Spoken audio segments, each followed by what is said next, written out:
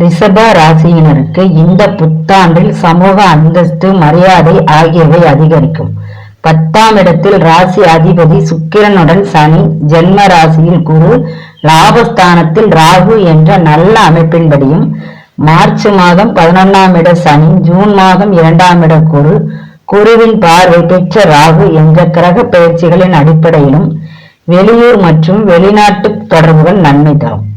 குடும்ப உறுப்பினர்கள், சொந்த பந்தங்கள், நண்பர்கள் ஆகியோர் உங்கள் ஆலோசனையை கேட்டு செயல்படுவார்கள்.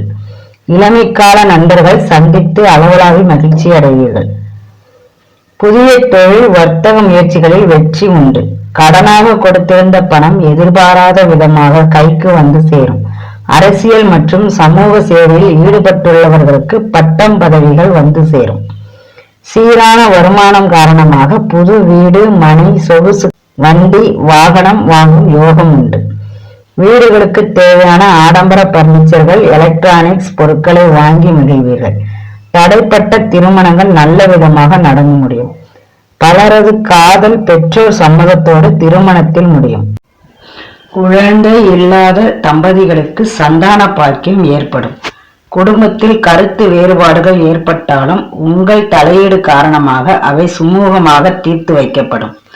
பெண்மணிகளுக்கு ஆடை ஆபரண சேர்க்கை உண்டு. குடும்ப சுப நிகழ்ச்சிகளை முன்னால் இருந்து நடத்தி வைப்பீர்கள். அந்த விதத்தில் குடும்ப உறவினர்களிடையே உங்களுடைய மதிப்பு அதிகரிக்கும். தொழில் துறையினருக்கு போட்டி பொறாமைகள் குறைந்து தொழிலில் புதிய திட்டங்களை அறிவித்து முன்னேற்றம் பெறுவார்கள். தொழில் விரிவாக்க முயற்சிகள் நல்ல லாபத்தை கொடுக்கும். அருகில் உள்ள ஊர்களிலும் புதிய கிளைகளை தொடங்குவீர்கள். உத்தியோகஸ்தர்கள் அலுவலகத்தில் சக ஊழியர்கள் நட்பை பெற்று சிறப்பாக செயல்படுவார்கள். ஒரு சிலருக்கு விரும்பிய இடத்திற்கு பணிமாற்றம் கிடைக்கும். கடமையில் சிறந்த செயல்திறனை வெளிப்படுத்தி நிர்வாகத்தின் மதிப்பை பெறுவீர்கள். கூடுதல் நன்மை பெற பள்ளி கொண்ட பெருமாளுக்கு வெள்ளிக்கிழமை தோறும் துளசி மாலை சாற்றி வணங்கி வருவது நல்லது. அவரவருடைய ஜென்ம நட்சத்திர நாளன்று ஆதரவற்ற, வயதான, ஊனமுற்ற பெண்களுக்கு இயன்றவரை பொருள் உதவி, வஸ்திர தானம் அளிப்பது பல நன்மைகளை பெற்றுத்தரும்.